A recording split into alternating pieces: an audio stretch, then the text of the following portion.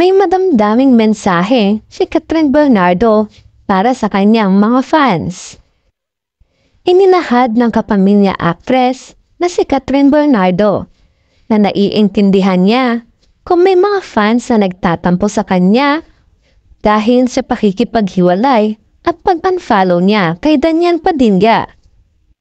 Tanggap umano ng actress na si Kathryn Bernardo na may ilang fans na tumalikod sa kanya dahil sa nangyaring paghihiwalay nila ni Daniel Padilla dahil hindi naman umano niya hawak ang isip ng mga ito. Samantala, labis naman ang pasasalamat niya sa kanyang mga fans na nanatiling nakasuporta sa kanya sa kabila ng kanyang desisyon na makipaghiwalay na sa aktor. Malaki ang pasasalamat ni Kathryn Bernardo sa mga fans nila ni Daniel Padilla na patuloy pa rin silang sinusuportahan kahit naghiwalay na sila ng landas at piniling mag-solo sa karir at sa totoong buhay. Inamin rin ng actress na hindi naging madali para sa kanya ang kanyang naging desisyon nitong nagdaang taon. Naging mahirap rin sa kanya ang mga nangyari. Subalit, hindi umano siya nagpatalo rito at muling bumangon.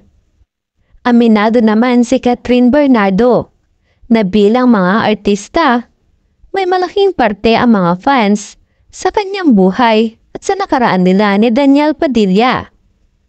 Mula noon ay nakasama na umano niya ang mga fans mula na mag-umpisa pa lang sila ni Daniel Padilla. Kaya naman, naiintindihan niya ang nararamdamang lungkot ng mga ito. Labis rin umanong na-appreciate ni Kathryn Bernardo ang mga fans na nanatiling nakasuporta sa kanya. Inilahad rin ni Kathryn Bernardo na pinakaayaw niya sa buhay ay iyong may nagdidikta sa kanya kung saan mararamdaman niyang hindi niya hawak ang sariling buhay. Dagdag pa ni Kathryn Bernardo na kung saan siya man ang nasa katayuan ng mga fans ay masasaktan rin umano siya. Nangyari sa kanyang mga idolo. Subalit, sa huli ay tatanggapin pa rin niya ang lahat at iintindihin ang nararamdaman ng kanyang mga idolo. May mga fans naman umano siya na ganito, kaya naman labis ang kanyang tuwa at pasasalamat. Papasalamat rin siya sa mga taong patuloy siyang sinusuportahan at hindi na nagtatanong kung ano ang nangyari at hindi na siya pinapapaliwanag sa dahilan ng break-up nila ni Daniel. Sa ngayon ay maayos na umano ang buhay ni Kathryn Bernardo at hindi na rin umano siya namimilit ng mga fans sa kung ano ang nais ng mga ito.